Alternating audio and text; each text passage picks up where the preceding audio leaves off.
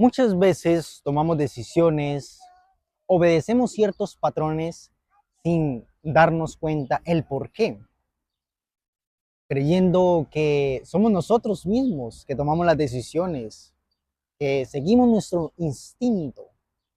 Pero, ¿será que es así? ¿O será que los grandes imperios, las sociedades, nos obligan a obedecer, a adorarles a ellos sin que nos demos cuenta? Simplemente somos peces que seguimos la corriente. La pregunta sería, ¿a quién obedecemos?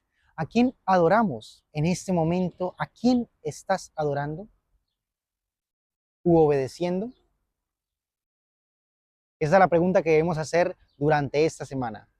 Y el versículo para memorizar lo encontramos en Juan capítulo 17, el versículo 17.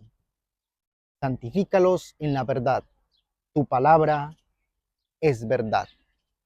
El tema final ya lo hemos mencionado en varias lecciones. Será la obediencia. Miremos qué nos dice Apocalipsis. Primero, Apocalipsis el capítulo 14 y el versículo 7 dice lo siguiente, diciendo a gran voz, temed a Dios y dadle gloria, porque la hora de su juicio ha llegado, y adorad a aquel que hizo el cielo y la tierra, el mar y las fuentes de las aguas. El versículo 9 dice, y el tercer ángel lo siguió diciendo a gran voz, si alguno adora a la bestia y a su imagen, y recibe la marca en su frente o en su mano.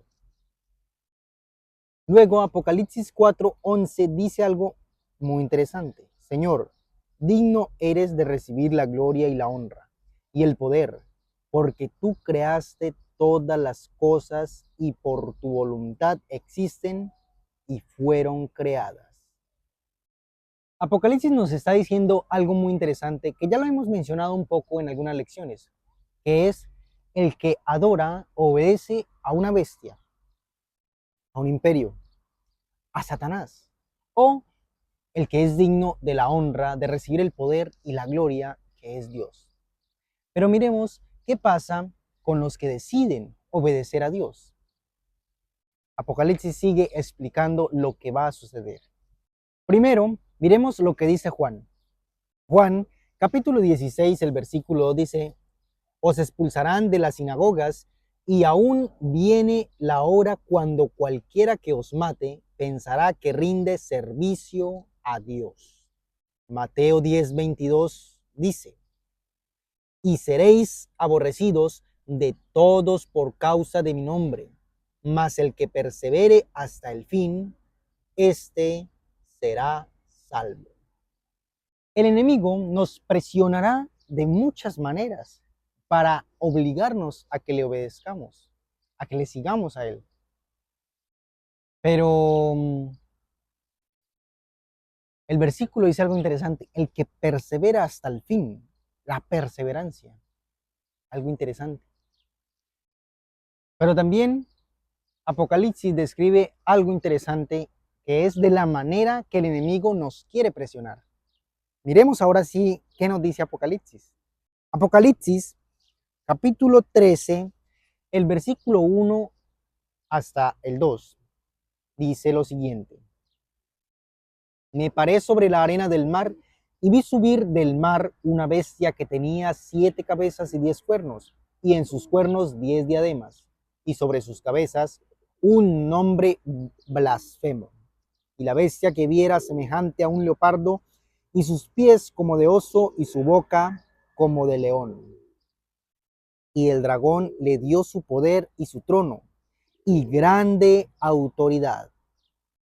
Recordemos que las bestias que habla Apocalipsis son reinos, son imperios, ya lo hemos mencionado, y que este poder tiene 3 cosas interesantes, poder, trono y autoridad.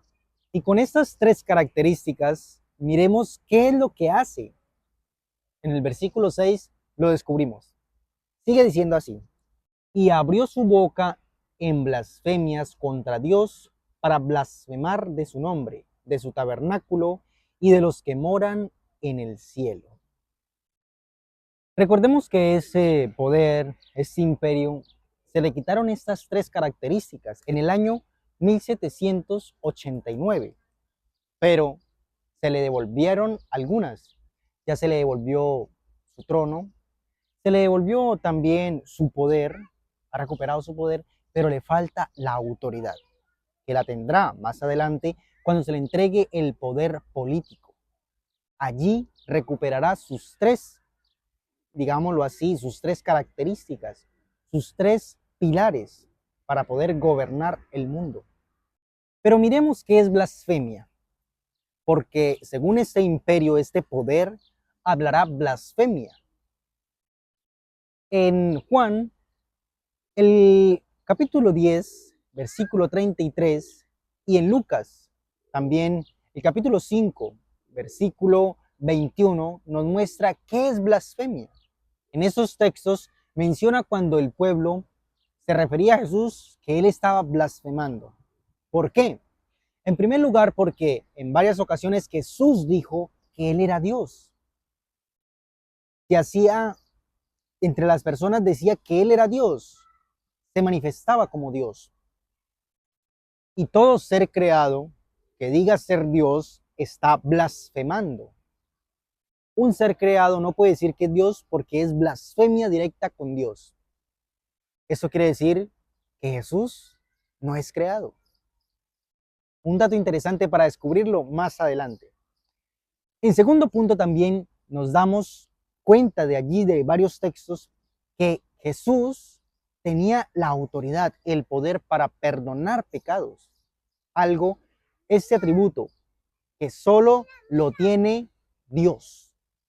Así que todo aquel que diga que puede perdonar pecados o creerse Dios está blasfemando, porque esos atributos son directamente de Dios. Ahora hago yo la pregunta, ¿a qué imperio se le quitaron estas tres características y a quién se le dará de nuevo? Es interesante, ¿cierto? ¿O qué imperio cree tener la autoridad para perdonar pecados?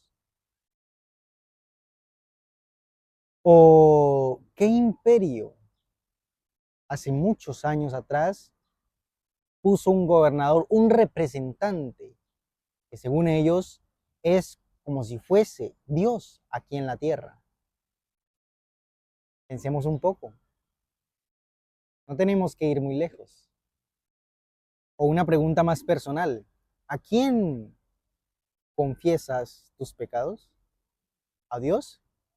La adoración es un tema que Dios quiere que hagamos por amor, por convicción, por decisión propia, porque lo amamos, porque Él nos amó, nos creó, nos redimió. Él desea lo mejor para nosotros, siempre ha sido así. En cambio, el enemigo quiere es obligarnos a adorarlo, quiere presionarnos para subir su ego. Miremos qué dice el conflicto de los siglos. Dios no violenta nunca la voluntad o la conciencia, pero Satanás recurre constantemente a la violencia para dominar a quienes no pueden seducir de otro modo. A través del temor o de la fuerza procura regir la conciencia y hacerse tributar homenaje. Y para conseguir esto, obra por medio de las autoridades religiosas y seculares y las induce a que impongan leyes humanas contrarias a la ley de Dios. El enemigo obliga a la humanidad, la presiona para que le adoren, para buscar su adoración. Lo que más ha anhelado, lo que más anhela es que toda la humanidad lo adore a él. El primer imperio que utilizó el enemigo para presionar al pueblo de Dios y buscar su adoración fue el imperio que se encuentra en la historia de Moisés, Egipto. Así es, un imperio pagano, idólatra, tenía muchos dioses y su faraón, que según ellos era como un Dios encarnado, un Dios que estaba aquí en la tierra. El segundo imperio que vemos en la Biblia es Babilonia. También oprimió al pueblo de Dios, llevó al pueblo de Dios cautivo por muchos años. También idólatra, tenía sus propios dioses y también su gobernador, su representante, se creía Dios y buscaba adoración. Yo creo que el tema de la oración es un problema humano, un problema de cadencia, de bajo, digámoslo así, porque todos nos queremos sentir como adorados, ¿no? La gente busca la fama para buscar adoración, para que la gente se postre ante ellos. Pero ese principio es satánico, es de él. Y el tercer imperio es Roma. Roma oprimió al pueblo de Dios también. En la Edad Oscura ya lo mencionábamos, que persiguió al pueblo de Dios, a los fieles, a los que buscaban la verdad, a los que querían leer la Biblia y obedecer la palabra de Dios al pie de la letra. Los persiguieron, los eliminaron de muchas maneras. Y ese mismo imperio, en los últimos tiempos, también perseguirá al pueblo de Dios, aquel pueblo que se esfuerza por obedecer su palabra, por reflejar el carácter de Cristo. Miremos cómo lo expresa Apocalipsis. Apocalipsis 12, el versículo 17 dice: entonces el dragón se llenó de ira contra la mujer y se fue a hacer guerra contra el resto de la descendencia de ella, los que guardan los mandamientos de Dios y tienen el testimonio de Jesucristo. Ese imperio romano trae la historia, los principios idólatras de los imperios anteriores, sus diferentes dioses, sus diferentes costumbres, solo que lo acomodaron a la época y los dioses cambiaron de nombre. Digamos que los camuflaron. Muchos cristianos o personas sinceras creen que están haciendo lo correcto. Pero el enemigo utilizará este imperio para también llamar la atención de las diferentes naciones y así que todas las naciones caigan o vayan contra el pueblo de Dios. Así apunta la profecía, como en la antigüedad, por no aceptar ellos fieles a la verdad, por no arrodillarse, por no postrarse ante mandamientos de hombres, por no adorar a los hombres, fueron apedreados, fueron lanzados a los hornos, como los amigos de Daniel. Así también en el momento final, pues la clave de la obediencia, de la adoración, será algo decisivo. Pues es menester obedecer a Dios antes que a los hombres. Miremos qué nos dice el conflicto de los siglos. Pero Dios tendrá un pueblo en la tierra que sostendrá la Biblia y la Biblia sola como regla fija de todas las doctrinas y base de todas las reformas. Ni las opiniones de los sabios, ni las deducciones de la ciencia, ni los credos o las decisiones de concilios ecuménicos, tan numerosos y discordantes como lo son las iglesias que representan, ni la voz de las mayorías, nada de eso, ni en conjunto ni en parte debe ser considerado como evidencia a favor o en contra de cualquier punto de fe religiosa. Antes de aceptar cualquier doctrina o precepto, debemos exigir un categórico, así lo dice Jehová. Siempre habrá un grupo que obedezca y que solo se incline, que solo adore, que solo se postre ante el Rey del universo, el único que es digno de adoración, de gloria, de honra, el creador del universo, que es Dios. Siempre habrá un grupo que haga cumplir lo que dice Apocalipsis. En el capítulo 12 y versículo 12. Aquí está la paciencia de los santos, los que guardan los mandamientos de Dios y la fe de Jesús. Es hora de decidir a quién vamos a obedecer, a qué imperio vamos a pertenecer. Si vamos a pertenecer al imperio que persigue, al imperio que se cree Dios, que se creen dioses, a ese imperio blasfemo, idólatra, o al imperio que sus, sus habitantes van a ser perseguidos, pero que el gobernador es Dios.